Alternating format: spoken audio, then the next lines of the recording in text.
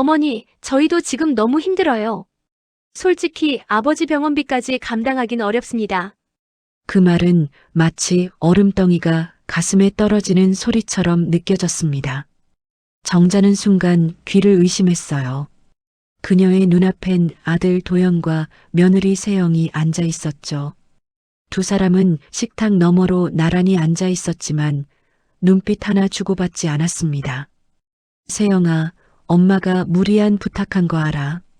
근데 병원에서 수술을 미루면 위험하대. 조금만 더 알아봐줘라. 그럼 내가 나중에. 어머니, 세영은 단호하게 말을 끊었습니다. 지금 저희 통장 잔액이 얼마 남았는지 아세요? 대출에 애 학원비까지 빠지면 남는 게 없어요. 말투는 조용했지만 그 안엔 차가운 금속성의 단단함이 섞여 있었어요. 정자는 순간 며느리의 얼굴에서 처음 보는 표정을 봤습니다. 피곤함과 냉정함이 한데 섞인 의무감도 정도 없는 표정이었죠. 그래도 아버지가 갑자기 쓰러지셔서 정자의 목소리가 떨렸습니다. 그러자 세영은 고개를 숙인 채 한숨을 내뱉었습니다. 저희가 지금 이 상황을 모르겠어요? 하지만 저희도 하루하루 버티기 힘들어요. 그 말에 옆에서 도연이 조심스럽게 입을 열었습니다. 엄마, 내가 나중에 조금씩 보탤게. 지금은 솔직히 여유가 없어. 정자는 그 말에서 희미하게 미소라도 찾고 싶었지만 아들의 눈빛은 이미 며느리 쪽을 향해 있었습니다. 저의 눈치 보느라 결국 나한테는 힘이 돼줄 수 없는 거구나. 그녀의 마음이 천천히 내려앉았어요. 식탁 위에는 차가운 국 한 그릇이 남아 있었습니다. 정자는 젓가락을 들지도 못한 채 그릇에 김이 식어가는 걸 멍하니 바라봤어요. 대화는 끝났지만 공기엔 아직 며느리의 말이 맴돌고 있었습니다. 우리도 지금 버티기 힘들어요. 그날 밤 병실 창가에 앉아있던 정자는 손에 쥔 영수증을 천천히 펼쳐봤습니다. 이게 뭐라고 이렇게 큰 돈이냐? 남편이 산소호흡기에 의지해 잠든 얼굴을 바라보며 속으로 중얼거렸죠. 그 얼굴엔 평생 고생한 주름이 깊게 새겨져 있었습니다.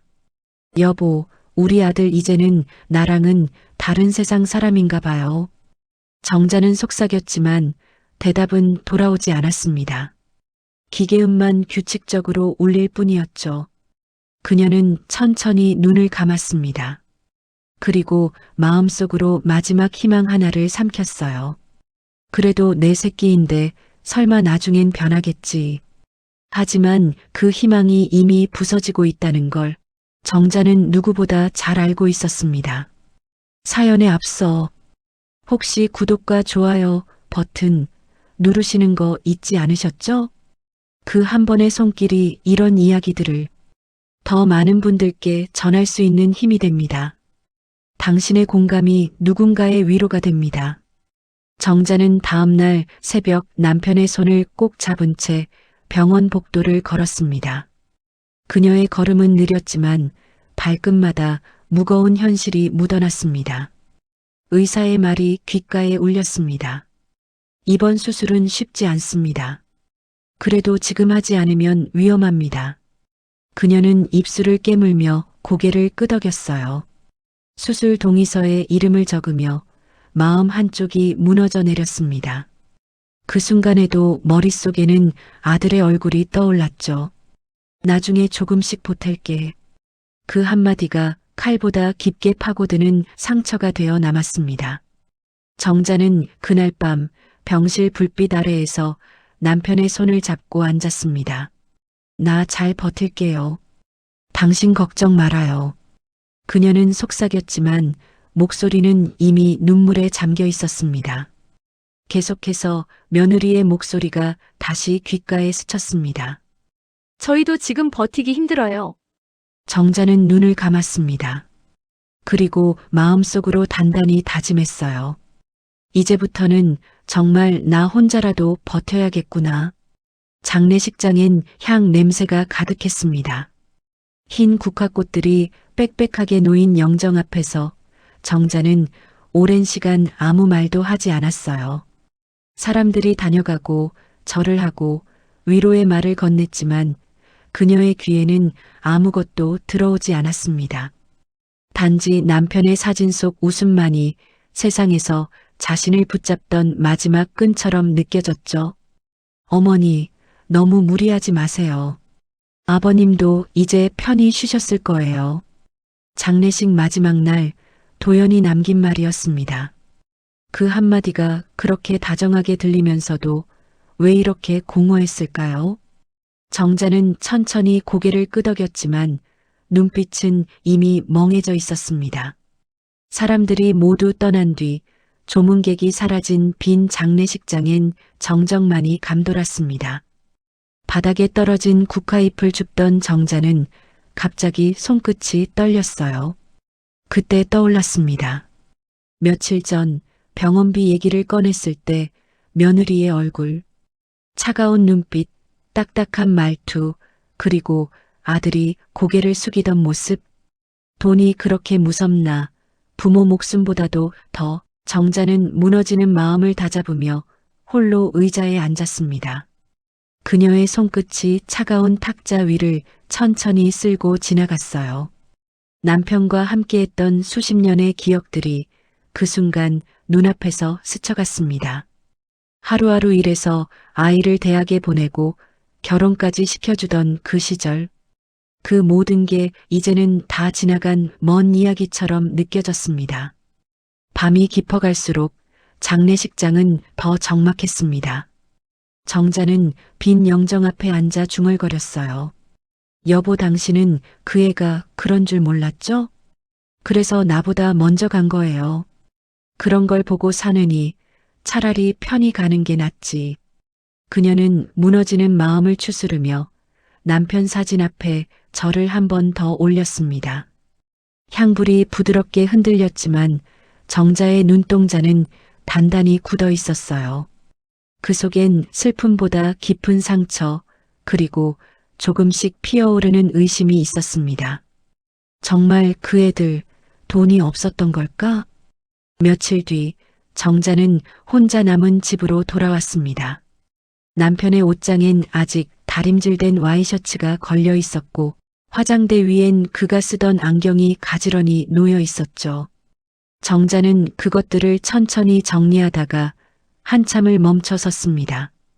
여보, 나도 이제 어떻게 살아야 할지 모르겠어요. 그녀는 그렇게 한참을 앉아 있었습니다. 시간이 멈춘 듯 창밖에 빛마저 바래 보였어요. 그러던 중 휴대폰이 울렸습니다. 아들 도연에게서 온 메시지였죠. 엄마, 장례식 끝났으니까 며칠 푹 쉬세요. 세영도 인사드린대요. 정자는 메시지를 읽다 말고 핸드폰을 천천히 내려놓았습니다. 문득 떠오르는 생각 하나. 그래, 나도 이제 쉬어야겠다. 근데 마음은 왜 이렇게 답답하지? 그녀는 다시 고개를 숙였습니다. 그날 밤 정자는 꿈을 꿨어요. 남편이 웃으며 다가와 말하더랍니다. 괜찮아, 여보. 아직 끝난 게 아니야. 그 말이 이상하게 가슴에 남았어요. 정자는 다음날 새벽 다시 옷장을 열었습니다. 그곳에서 무언가가 떨어졌습니다. 낡은 봉투 하나. 그리고 거기엔 남편의 이름이 적혀 있었습니다. 그녀는 잠시 손이 떨렸습니다. 이건 뭐지? 봉투를 천천히 열어보는 순간 그녀의 눈빛이 크게 흔들렸습니다. 며칠 뒤 정자는 오랜 친구에게서 카톡 한 통을 받았습니다. 언니 세영 씨가 본인 엄마 팔순잔치에서 집 선물했다고 뉴스처럼 떠들던데 사진 봤어요? 정자는 처음엔 농담인 줄 알았습니다. 하지만 그 뒤에 첨부된 사진 한 장이 모든 걸 뒤흔들어 놓았죠. 사진 속에서 며느리 세영은 화려한 원피스를 입고 활짝 웃고 있었습니다. 그 옆엔 아들 도연이 케이크를 들고 서 있었고요. 케이크 위에는 리본이 달린 미니어처 집 모형이 얹혀 있었습니다. 사진 속 문구에는 이렇게 적혀 있었죠.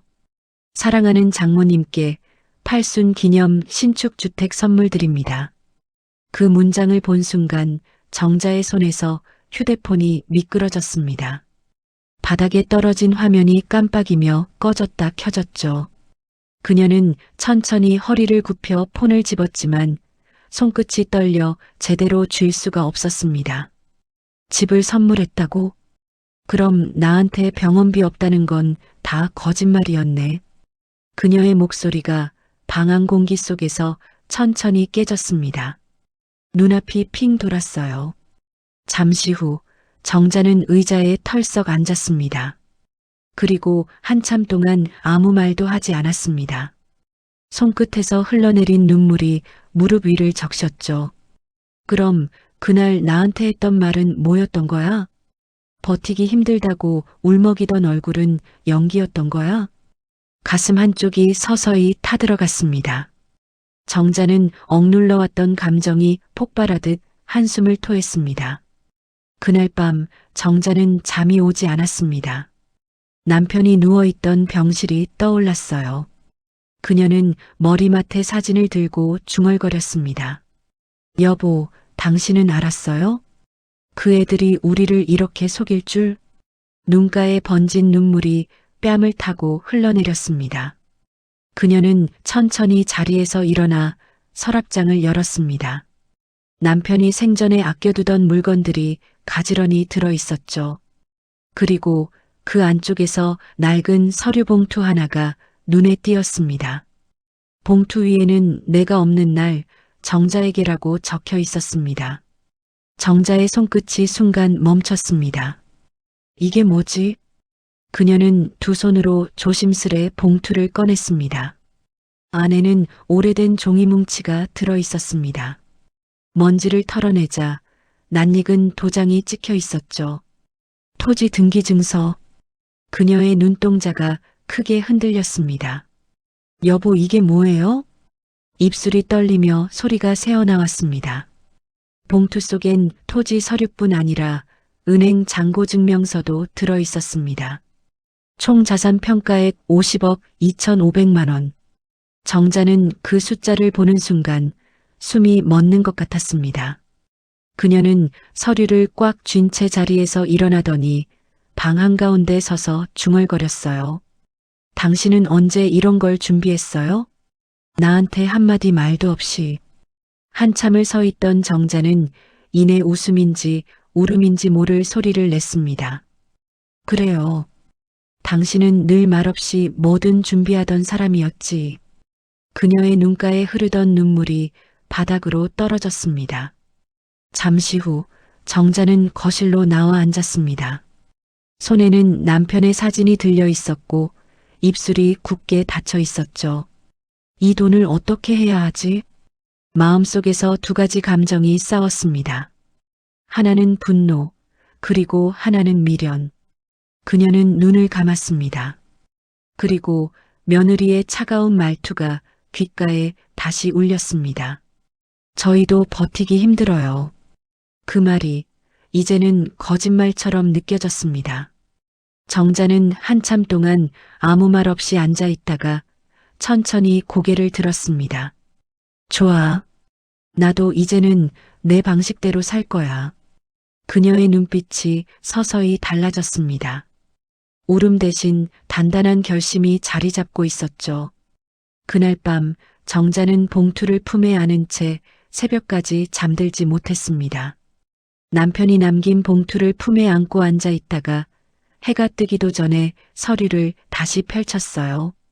도장은 선명했고 날짜는 불과 2년 전이었습니다. 그럼 당신은 이미 알고 있었던 거네. 당신 몸이 안 좋다는 걸.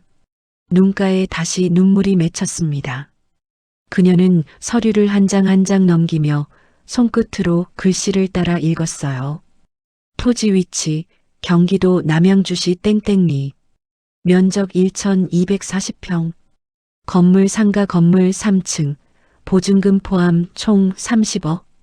정자는 숨을 삼켰습니다. 이걸 나 몰래 다 준비한 말이야? 그녀는 그제야 기억이 떠올랐습니다. 남편이 몇 년 전부터 주말마다 조용히 나가던 일, 친구 만나러 간다던 말이 사실은 이 때문이었구나. 손끝이 미세하게 떨렸습니다. 이걸 아들한테 줘야 하나 아니면 나 혼자? 그녀의 머릿속이 복잡해졌습니다. 잠시 후 그녀는 남편 사진 앞에 앉았습니다. 여보, 이 돈 당신은 누구 주려고 모은 거예요? 그 애들 준다면 난 차라리 다 불태워버릴 거야. 그 말과 함께 오래된 억눌림이 터져 나왔습니다. 정자는 두 손으로 얼굴을 감쌌습니다. 눈물이 새어나왔지만 그 눈물 속엔 슬픔보다 분노가 더 섞여 있었죠. 그녀는 일어나 냉장고 문을 열고 물 한 잔을 마셨습니다. 그때 창밖으로 떠오르는 새벽 햇살이 희미하게 비쳤습니다. 그 빛이 이상하게 차갑게 느껴졌습니다. 그녀는 창문가에 서서 깊게 숨을 들이켰습니다. 그리고 중얼거렸습니다. 그래, 이제 당신 없는 세상에서 내가 결정해야지. 누구에게 주느냐가 아니라 왜 줘야 하는지를. 정자는 서류를 봉투에 다시 넣고 손에 꼭 쥐었습니다. 잠시 후 휴대폰을 들어 아들의 번호를 눌렀습니다. 하지만 신호음이 2번 울린 뒤 손가락이 멈췄습니다. 통화 버튼을 누르지 못한 채 천천히 전화를 끊었어요. 지금 말해봤자 뭐가 달라질까? 그녀는 한숨을 쉬며 의자에 앉았습니다. 그때 다시 휴대폰이 울렸습니다. 세영이 보낸 단체 카톡이었습니다. 오늘 우리 엄마 팔순 기념 가족 모임. 남편이랑 준비하느라 힘들었지만 행복해요. 정자의 눈이 그 한 줄에서 멈췄습니다. 행복해요. 그 단어가 비수처럼 꽂혔습니다. 그래, 그 애한텐 나보다 사돈이 가족이지. 그녀는 천천히 미소를 지었지만 그 미소는 아팠습니다. 좋아, 세영아. 너도 행복해야지. 그 대신 나도 내 방식대로 살게. 그날 밤 정자는 신문을 꺼내 펴봤습니다. 사회면 구석에 기부문화 확산 캠페인이라는 작은 기사가 보였습니다. 익명으로 기부한 80대 여성 30억 전액 사회복지기금에 전달. 그 문장을 읽는 순간 정자의 눈동자가 천천히 빛났습니다. 이게 내 길이구나. 그녀는 봉투를 품에 안은 채 결심했습니다. 당신이 남긴 건 돈이 아니야. 나한테 남긴 건 마지막 기회였어. 창밖에는 새벽이 다시 밝아오고 있었습니다. 정자의 얼굴에 맺힌 눈물방울이 햇살에 반짝였습니다. 그녀는 천천히 고개를 들며 속삭였습니다. 이제 정말 끝내야겠네요. 내 마음속의 미련까지. 밤은 유난히 길었습니다. 정자는 불 꺼진 거실 한가운데 앉아 있었습니다. 테이블 위엔 남편의 서류 봉투와 은행 명세서, 그리고 오래된 사진 한 장이 놓여 있었죠. 사진 속엔 젊은 시절의 남편과 아들이 나란히 서 있었습니다. 그때의 도연은 환하게 웃고 있었어요. 그 웃음이 지금은 너무 낯설게 느껴졌습니다. 정자는 천천히 숨을 내쉬었습니다. 여보, 당신이 이걸 남긴 이유가 뭘까요? 그녀의 목소리는 바람처럼 잦아들었습니다. 조용한 집안에서 냉장고 돌아가는 소리만 들렸죠. 그녀는 노트를 꺼내 메모를 하기 시작했습니다. 도연이에게 줄까? 아니야. 세영이한테 가겠지. 손주에게 줄까? 그 애들은 나를 기억도 못해. 그럼 그냥 가지고 있을까? 아니, 그럼 또 싸움 나겠지. 펜 끝이 멈춘 곳에 정자는 천천히 한 줄을 적었습니다. 남편 이름으로 사회기부. 그 문장이 완성되는 순간 손끝이 조금 떨렸습니다. 그래요, 여보. 우리 이름으로 남겨요. 그게 당신이 바란 진짜 마지막이겠죠. 정자는 깊게 숨을 들이쉬며 고개를 들었습니다. 그 순간 창밖에서 겨울비가 내리기 시작했어요.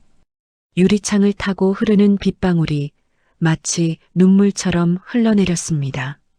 그녀는 자리에서 일어나 창문을 닫고 커튼을 내렸습니다.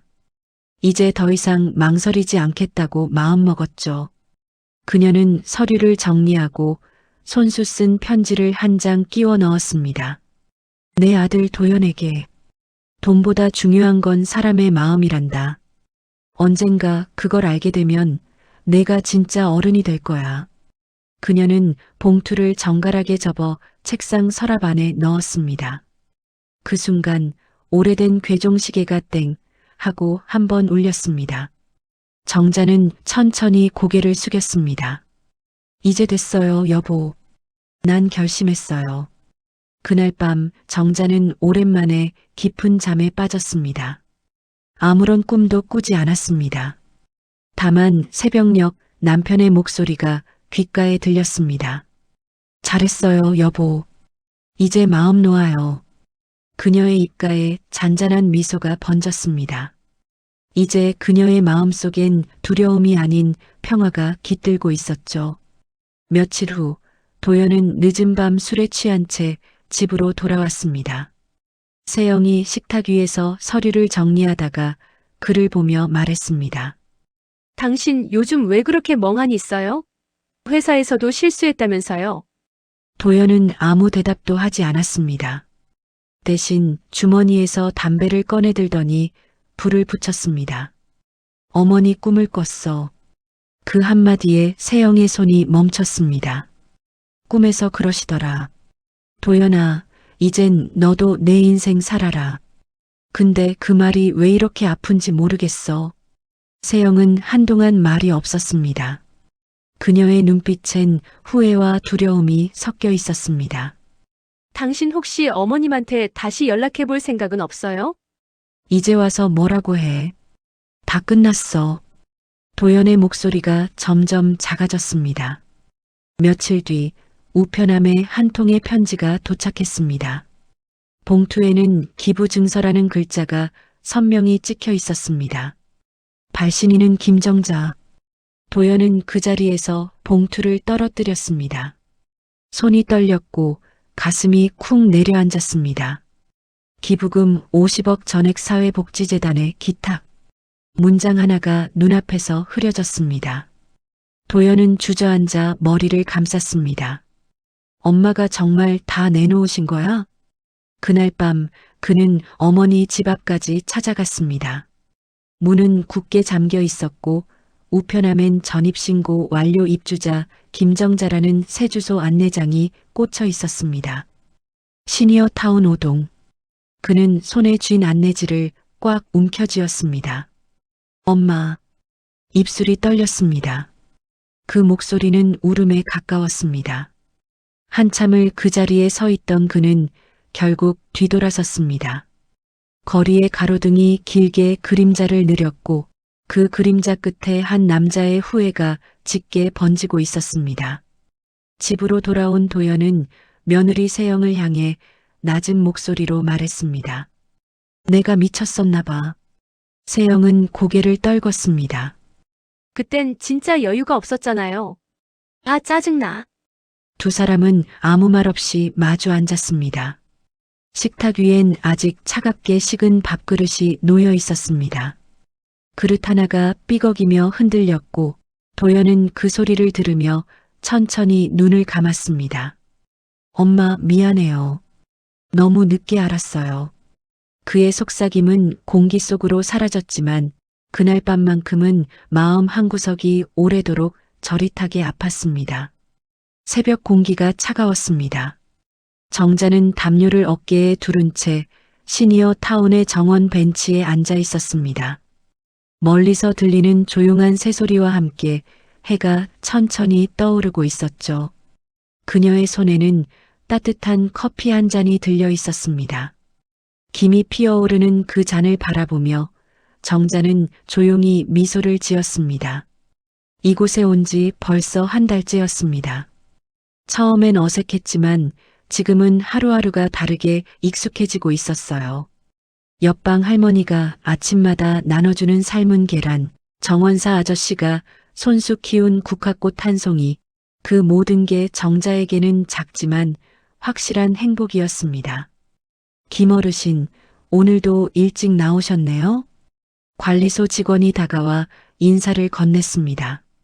네, 잠이 빨리 깨서요. 새벽 공기 맡으면 마음이 좀 가라앉아요.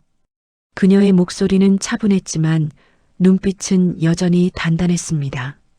정자는 다시 주머니에서 남편의 낡은 사진을 꺼냈습니다. 여보, 나 이제 외롭지 않아요. 여기 사람들은 다 나처럼 살아온 사람들이에요. 그녀의 입꼬리가 살짝 올라갔습니다. 그때 휴대폰이 진동했습니다. 화면에는 도연이라는 이름이 떠 있었죠. 잠시 손이 멈췄지만 정자는 천천히 미소 지으며 전화를 받았습니다. 도연아. 엄마 잘 지내요? 그녀는 잠시 하늘을 올려다보며 답했습니다. 그래, 아주 잘 지내고 있다. 너도 잘 지내지? 전화기 너머로 들려오는 울음 섞인 목소리. 엄마, 진짜 미안해요. 그땐 내가 너무 어리석었어요. 정자는 아무 말도 하지 않았습니다. 잠시 후 조용히 말했습니다. 괜찮다, 도연아. 이제 서로 잘 살면 됐다. 미안하단 말보다 행복하다는 말을 듣고 싶단다. 통화가 끝나고 정자는 천천히 커피를 한 모금 마셨습니다. 햇살이 얼굴을 감쌌고 멀리서 산새 소리가 들려왔습니다. 그녀는 다시 속삭였습니다. 여보, 나 이제 괜찮아요. 이제야 진짜로 내 인생을 사는 것 같아요. 정원의 국화꽃이 바람에 흔들렸습니다. 그녀는 그 향기를 맡으며 고개를 끄덕였죠. 그리고 마지막으로 하늘을 향해 눈을 감았습니다. 오늘도 고마워, 세상아. 그날 아침 시니어 타운의 방송 스피커에서 음악이 흘러나왔습니다. 조용한 피아노 선율, 그리고 어딘가 익숙한 목소리. 오늘도 따뜻한 하루 보내세요. 작은 친절이 인생을 바꿉니다. 정자는 천천히 자리에서 일어나 정원길을 걸었습니다. 그녀의 발걸음은 가볍고 표정엔 평화가 깃들어 있었죠. 한때 상처였던 시간이 이제는 그녀의 삶을 아름답게 감싸고 있었습니다. 봄 햇살이 부드럽게 시니어 타운 마당을 비추고 있었습니다. 정자는 화단 앞에 앉아 새로 심은 튤립을 바라보고 있었죠. 그녀의 옆에는 늘 함께 아침 산책을 하는 친구 이순 할머니가 있었습니다. 정자 씨, 요즘 얼굴이 한결 좋아졌어요. 그 말에 정자는 웃으며 대답했습니다. 그쵸? 이제는 속이 좀 편해졌어요. 이젠 돈 걱정도 사람 걱정도 안 해요. 순 할머니가 고개를 끄덕였습니다. 그게 진짜 부자예요. 마음이 편한 사람. 정자는 조용히 손을 무릎 위에 올렸습니다. 그 돈 다른 사람들한테 잘 쓰일 거예요. 내 욕심으로 묶어두기엔 너무 무거웠거든요. 그때 관리소에서 한 청년이 다가왔습니다. 김정자 어르신, 편지 도착했습니다. 정자는 편지를 받아들고 잠시 멈췄습니다. 봉투엔 낯익은 글씨로 도연 올림이라고 적혀 있었습니다. 그녀는 조심스럽게 봉투를 열었습니다.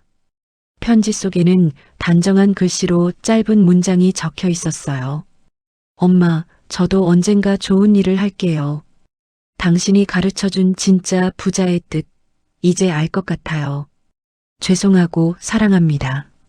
정자는 그 글을 읽고 미소 지었습니다. 눈가가 촉촉해졌지만 그 눈물엔 따뜻함이 묻어 있었습니다. 그녀는 편지를 접어 가슴에 넣고 하늘을 올려다봤습니다. 그래, 이제 됐다. 이제는 정말 괜찮다. 그날 오후 시니어 타운 사람들은 작은 벚꽃 나무 아래서 봄맞이 음악회를 열었습니다. 정자는 그 가운데 앉아 잔잔히 노래를 따라 불렀습니다. 이젠 봄이구나. 그녀의 얼굴엔 평화로운 미소가 번졌습니다. 벚꽃잎이 바람에 흩날리며 그녀의 어깨 위에 내려앉았습니다. 정자는 손끝으로 그 꽃잎을 살짝 잡아들며 중얼거렸습니다. 여보, 당신이 남긴 건 돈이 아니라 마음이었네요. 덕분에 나 이제 진짜로 행복해요. 그녀의 시선은 멀리 산등성이 위로 향했습니다. 햇살이 부드럽게 비추고 새들이 지저귀며 봄을 노래했습니다. 정자는 마지막으로 천천히 눈을 감으며 미소 지었습니다. 오늘도 고마워요. 내 인생 이제야 제대로 피네요. 화면엔 고요한 음악이 흐르고 정자의 얼굴 위로 따뜻한 봄빛이 내려앉았습니다. 그녀의 이야기는 끝났지만 그 미소는 오래도록 남아 있었습니다. 사람의 가치는 가진 돈이 아니라 남기는 마음에 있습니다. 김정자 씨의 선택은 한 세상을 바꾸지 못했지만 그녀가 남긴 온기는 누군가의 인생을 지켜주고 있습니다.